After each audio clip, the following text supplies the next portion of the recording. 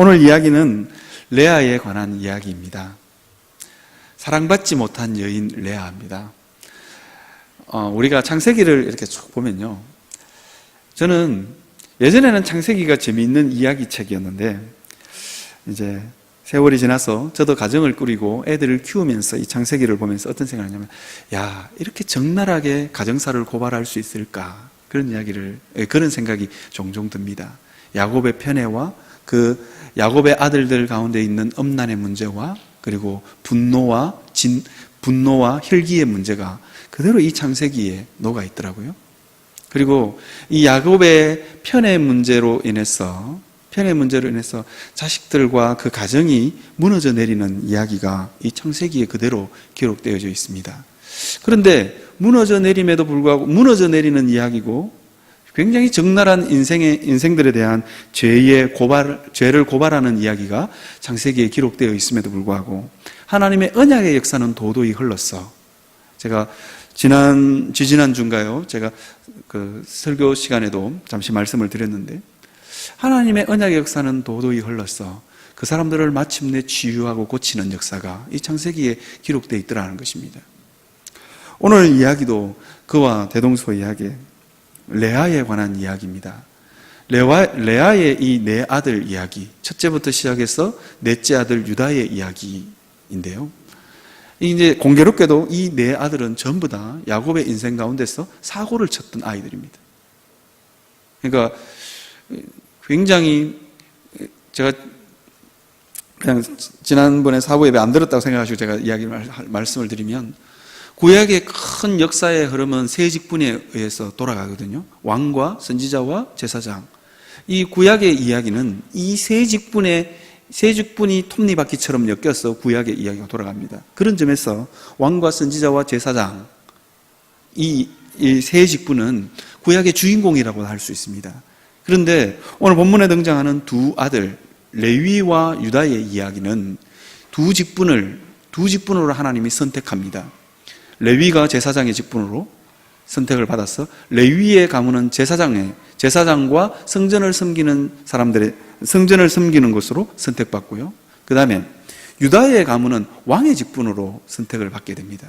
그런 점에서 이 하나님의 선택의 역사, 그리고 하나님께서 허물과 죄가 있음에도 불구하고 선택해서 한 사람을 치유하고 고쳐가는, 그리고 또 한 가문을 치유하고 고쳐가는 이야기가 이 창세기에 기록되어져 있다 하는 것입니다. 그래서 아무리 우리의 삶 가운데 죄가 많더라도, 아무리 우리의 삶 가운데 허물과 죄가 있어서 도저히 감당할 수 없는 집안의 문제가 있다 할지라도 예수 그리스도를 믿고 가면 주께서 우리를 회복시키신다는 거예요. 거기에 대한 믿음을 가지고 살 것을 창세기는 우리에게 이야기해 주고 있습니다. 오늘 제가 중고등부 아이들에게 설교를 하면서 이런 이야기를 했어요. 인생이 왜 망하는 줄 아느냐? 애들이 별 관심이 없어요. 우리 중등부 아이들은 거의 일시적 정신질환자들이기 때문에 무슨 말인지 아시죠? 이 사춘기 시절에 있는 아이들은 거의 일시적 정신질환자들이에요. 왜 인생이 망하는 줄 아냐? 그러니까 애들이 망하긴요? 안 망하는데요? 목사님 망했어요? 뭐 이렇게 질문하는 아이들이에요. 근데 여러분, 왜 우리 인생이 망하느냐? 우리가 우리 인생을 포기하기 때문입니다. 그런데 제가 중등부 아이들에게 이런 이야기를 했어요. 하나님은 절대로 포기하지 않는다고. 그래서 하나님도 포기하지 않는 인생이니까 너네들도 좀 포기하지 마라, 너네 자신을. 그러니까 예 이러더라고요. 그건 좀 자기들을 위로하는 말이니까 좀 은혜가 됐는가 봐요. 여러분 있잖아요, 창세기는 그것을 보여주고 있습니다. 하나님은 절대로 우리를 포기하지 않는 분입니다. 여러분, 이 유다와 오늘 이 본문에 있는 이야기 중에 로벤 같은 경우에 자기 아버지의 아내를, 자기 아버지의 첩이긴 하지만 비라, 자기의 서모를 범하는 죄를 범하죠. 이게 창세기에 적나라하게 기록되어져 있습니다. 그 다음에 또 시몬과 레위 같은 경우에도 마찬가지입니다. 굉장히 잔인한 사람들입니다. 굉장히 잔인해서 이렇게 하몰 족속을 몰살을 시켜버리죠. 그냥 자기 여동생 디나가 폭행을 당했기 때문에, 성폭행을 당했기 때문에 쳐들어가서 그냥 완전히 몰살을 시켜버립니다. 굉장히 잔인함이 묻어 있죠. 특히 레위는 이 잔인함을 벗지 못합니다. 뻑하면 칼을 들고 이렇게 하나님 백성 치는 일을 감당했던, 하나님의 백성들이 허물을 범했을 때 칼을 빼서 징계하고 분노하는 일을 굉장히 잘했던 사람입니다. 그런데 하나님은 그를 성전에다가 두어서 회복시켜 가십니다. 유다도 마찬가지죠. 유다도 자기 며느리랑 동침해서 아들을 낳은 사람 아닙니까? 그런데 이 유다를 통해서 하나님은 어떻게 유다를 사용하시느냐? 너는 형제들의 찬송이 될지라. 굉장히 수치스럽고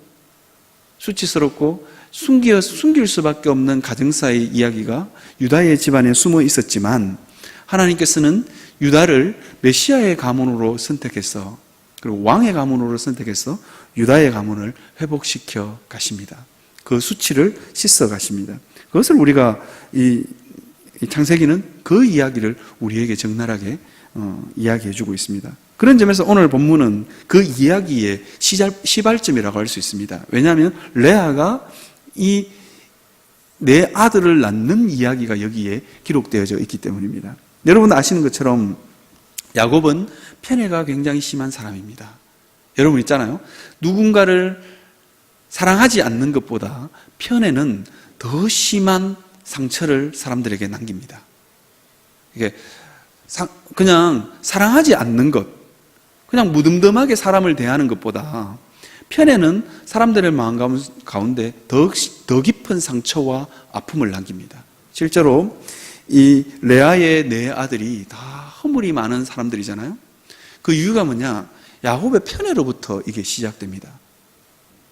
야곱이 레아를 사랑하지 않았어요. 이유가 뭐냐면 레아는 이게 약간 시력이 떨어지고 얼굴이 별로 예쁘지 않았던 것 같아요. 라헬에 비해서. 그러다 보니까 야곱이 라헬은 엄청나게 사랑했는데 레아는 사랑하지 않았던 것 같아요. 거기다가 이제 야곱이 장가를 가게 되었는데 속았어. 원래는 라헬을 위해서 7일같이 봉사했던 사람입니다. 그런데 첫날 밤에 딱 들어가 보니까 레아가 들어와 있는 거예요. 신혼방에. 그러면서 외삼촌 나발이 하는 말이 뭐냐면, 우리 지방에는 그런 풍습이 없다. 이렇게 동생부터 먼저 시집 보내는 풍습이 없다. 그러면서 레아를, 속된 말로 하면 라헬에다가 레아를 끼워서 시집을 보낸 거예요. 왜냐하면 시집 보낼 데가 없었던 것 같아요. 예쁘지도 않고 눈도 어둡고. 그러니까 결혼시장에서 별로 그렇게 경쟁력이 없었던 사람인 것 같아요. 그러니까 자기 아버지가 레아를 라헬에게 끼워서 시집을 보내는 거예요. 그래서 야곱은 7년을 더 봉사하게 되지요. 그런 걸 따져보면 이게 미운 틀이 박혀도 심하게 박힌 거죠. 그래서 오늘 본문도 하나님도 인정합니다. 31절에 보면 여호와께서 레아가 사랑받지 못함을 보시고, 그렇게 이야기합니다. 사랑받지 못했다. 그죠? 야곱은 적당히 자기 와이프가 되고 애 낳고 이렇게 살면 적당히 내 와이프라 생각하고 적당히 공평하게 사랑을 나누어 줘야 될 의무가 있습니다. 그런데 이게 야곱의 연약함이고 야곱의 재성인 것 같아요. 라헬만 좋아하는 거예요. 여기서부터 문제의 시작이 있습니다. 우리의 가정도 마찬가지입니다. 여러분 있잖아요. 때때로 우리는 편애할 수가 있습니다. 자녀들 중에 누군가만, 형제들 중에 누군가만. 그것은 깊은 상처를 남기고 그 상처는 그냥 내 대해서만 끝나는 것이 아니라 자녀의 다음 세대의 삶에도 영향을 미치게 됩니다. 그래서 편애하는 것은 편애하는 것은 굉장히 나쁜 겁니다. 사람의 마음을 파괴시키고 그리고 자녀들의 마음도 파괴시킵니다. 이 레아의 네 자녀가 왜 그렇게 이 12아들 중에 왜 그렇게 사고를 많이 쳤냐? 어머니의 사랑받지 못함을 보았기 때문입니다. 그리고 아버지의 사랑을 야곱이 요셉만 너무너무 사랑한 거예요. 요셉만 너무너무 사랑하니까 이 사랑받지 못한 것에 대한 분노가 있는 거죠. 그러니까 르우벤은 자기의 작은 엄마죠. 작은 엄마를 범하는 것으로 아버지에게 항의하는 거죠. 그리고 레위와 시몬은 잔인함으로, 이게 분노가 있는 거예요. 분노가 감출 수 없는 분노가 있는 거죠. 왜 이제 그런 거죠.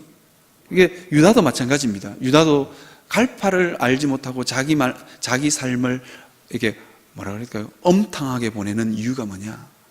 채워지지 못한 사랑이 있기 때문입니다. 여러분 있잖아요. 우리는 결핍을 느끼면 우리의 마음은 뒤틀리게 되어 있습니다. 우리는, 여러분, 제가 종종 금요철야에 오시는 분들에게 종종 예를 드는데요. 저는 한번 광야를 여행한 적이 있습니다.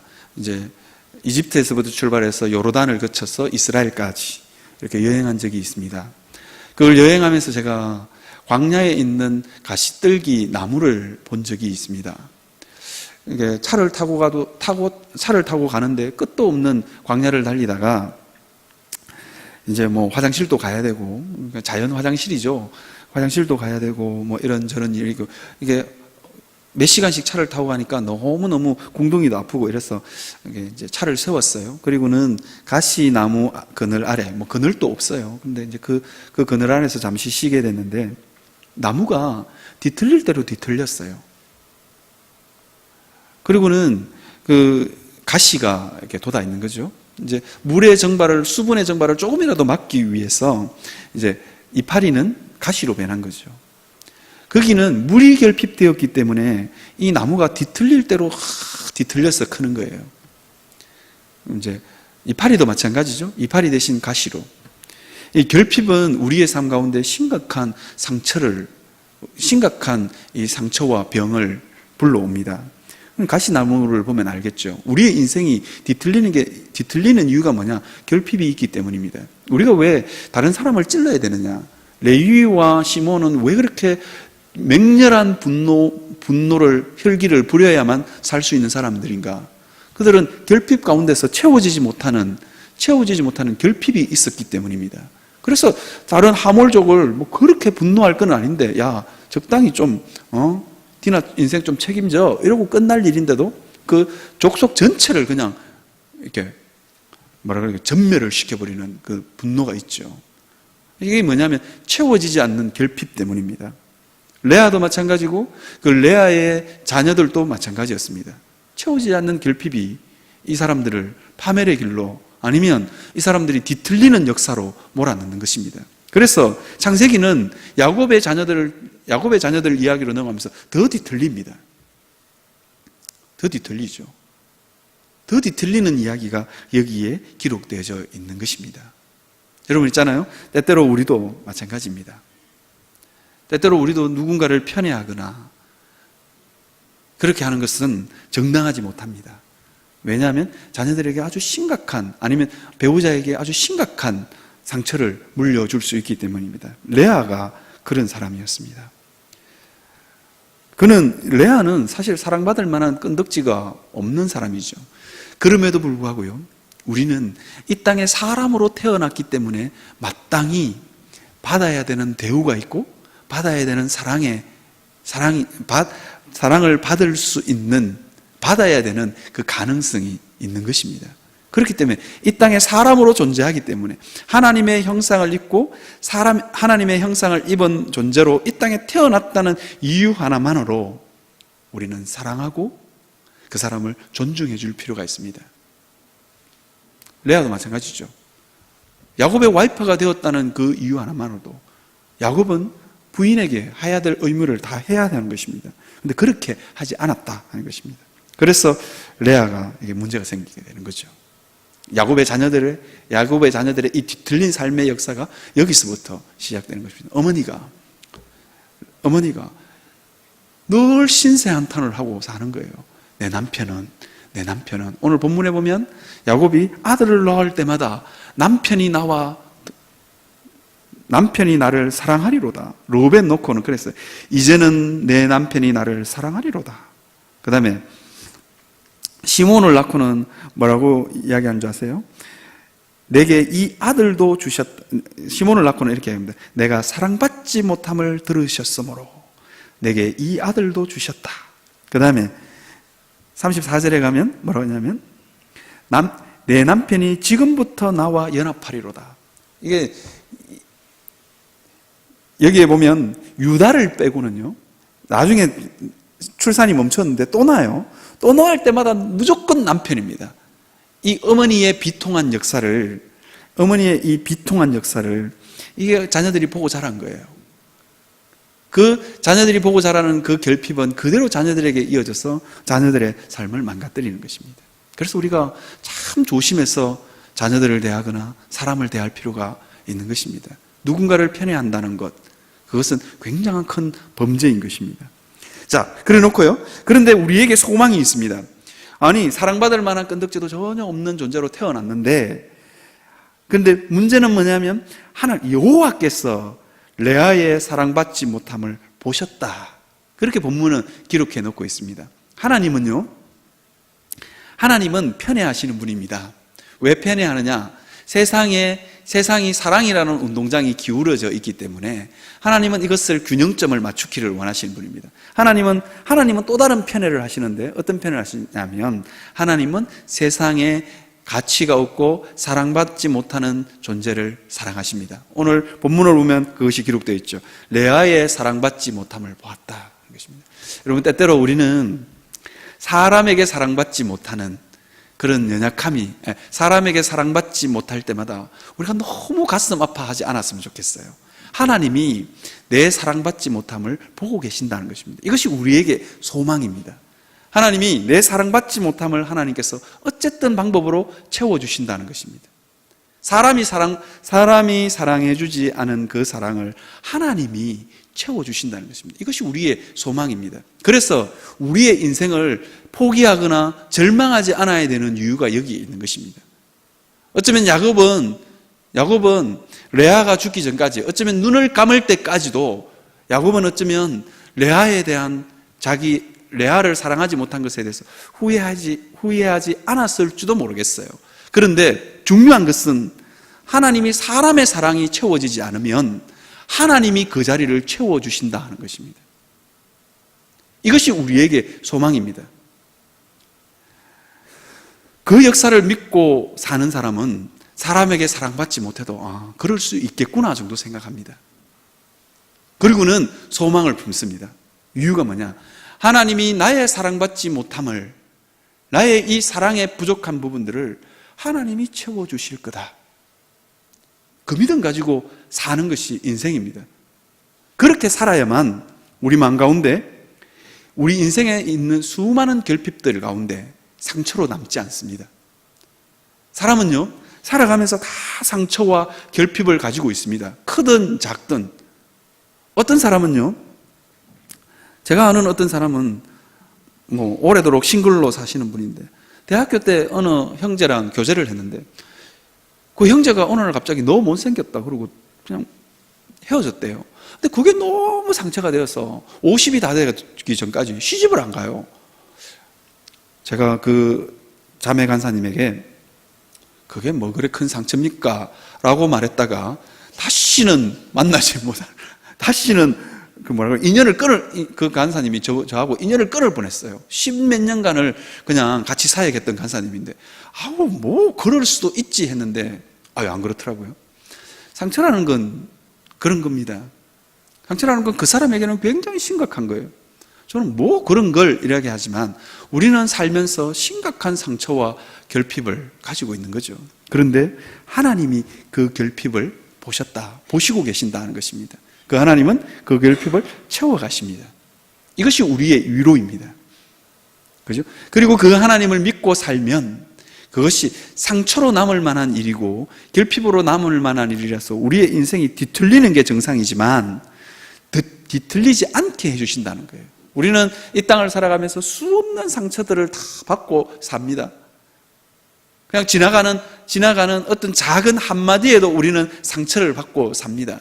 그런데 내 상처받는 모습을, 내 사랑받지 못함을 보고 계시는 분이 계셔서 그것을 채워주시는 분이 있다 하는 것입니다. 이것이 우리의 위로입니다. 그런데 우리가 한번 잘 살펴볼 부분이 있습니다.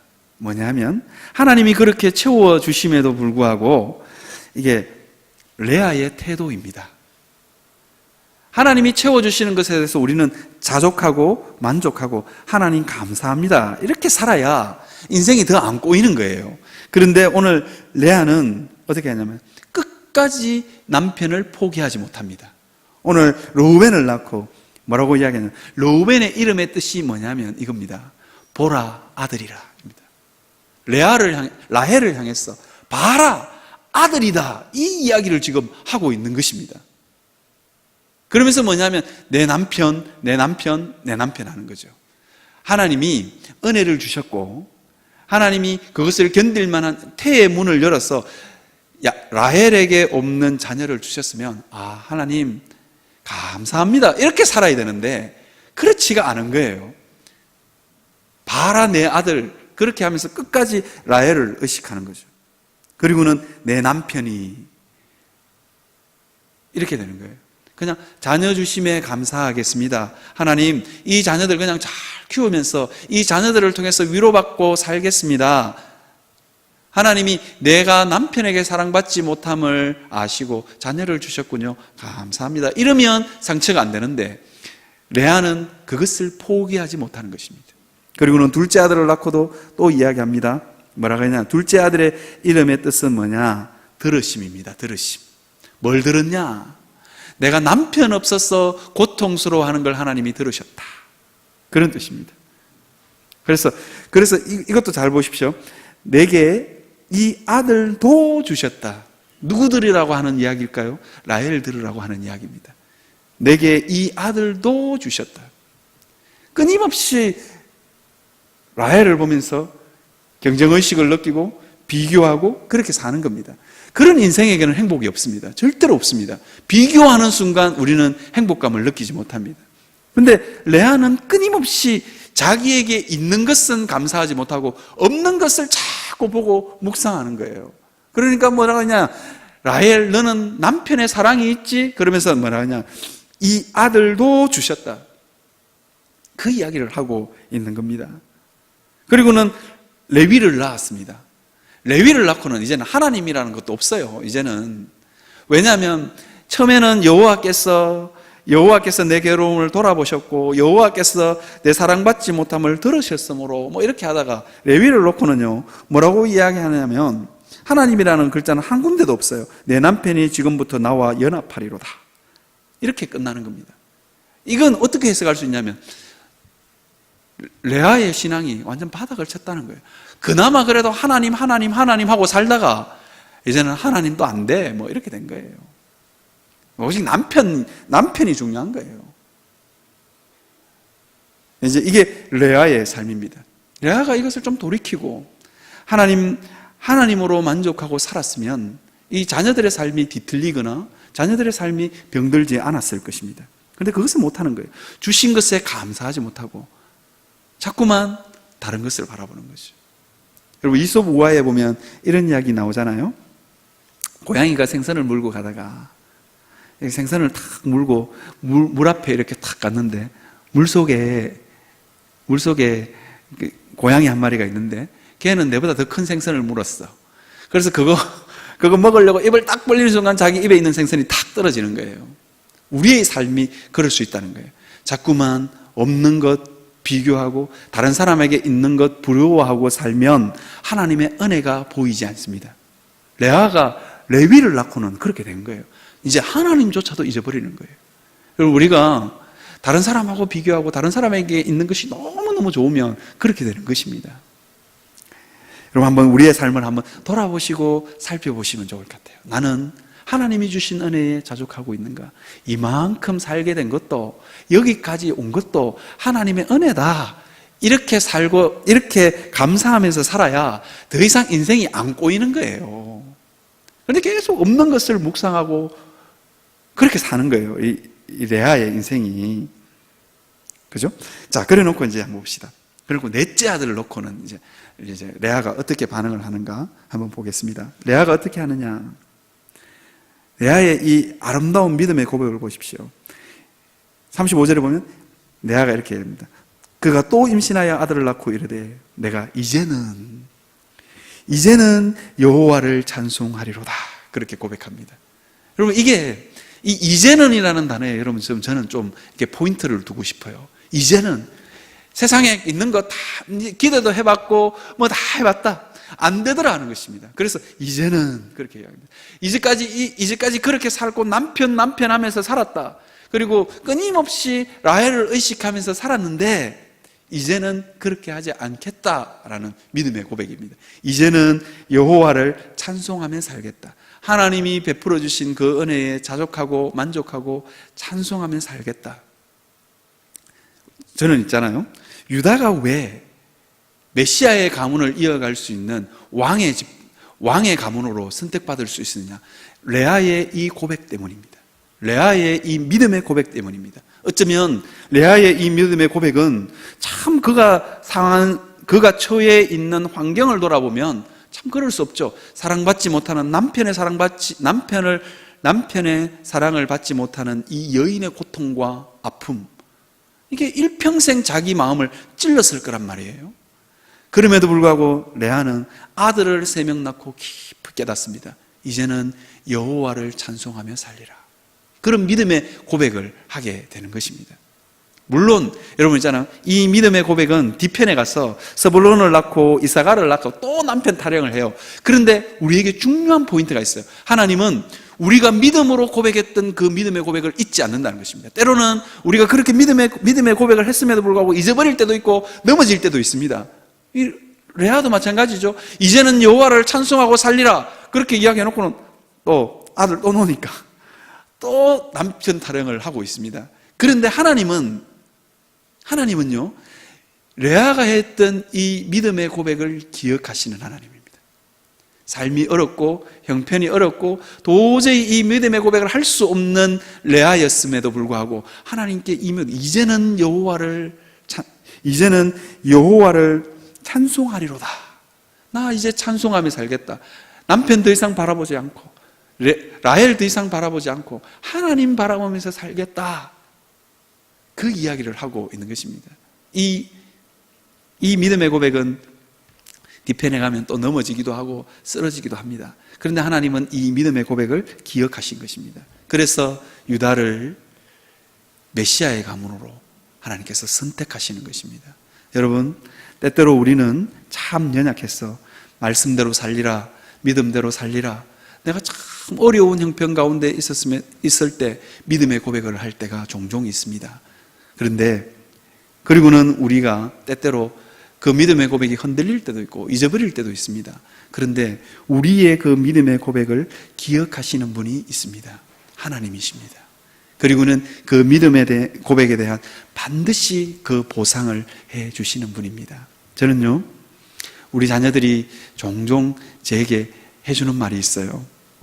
제가 옛날에 지금 차는 새 차인데요, 그전에는 한 15년 정도 참 그 봉고차 다 낡은 걸 타고 다녔어요.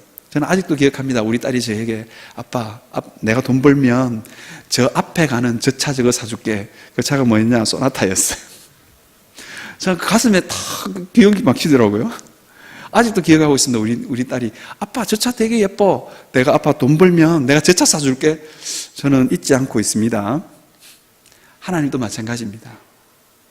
하나님도 우리가 했던 그 믿음의 고백을 하나님이 기억하고 계시는 분입니다. 우리는 잊어버려도 하나님은 기억하고 계시는 분입니다. 여러분, 하나님 앞에서 형편이 어려워도 어쩌면 우리에게 남겨진 부모로부터 물려받은 상처로부터 우리는 때로는 치를 뜰 때도 있습니다. 내가 왜 이렇게 생겼냐? 내 성격은 왜 이 모양이냐? 그렇게 치를 뜰 때도 있습니다. 그러나 그 상처에 매여 있을 수 없음을 알고 믿음으로 레아처럼 그렇게 믿음의 고백을 할 수 있는 여러분 되시기를 바랍니다. 나 하나님 보고 살리라. 그렇게 믿음의 고백을 하며 살아가시는 여러분들이 되시기를 바랍니다.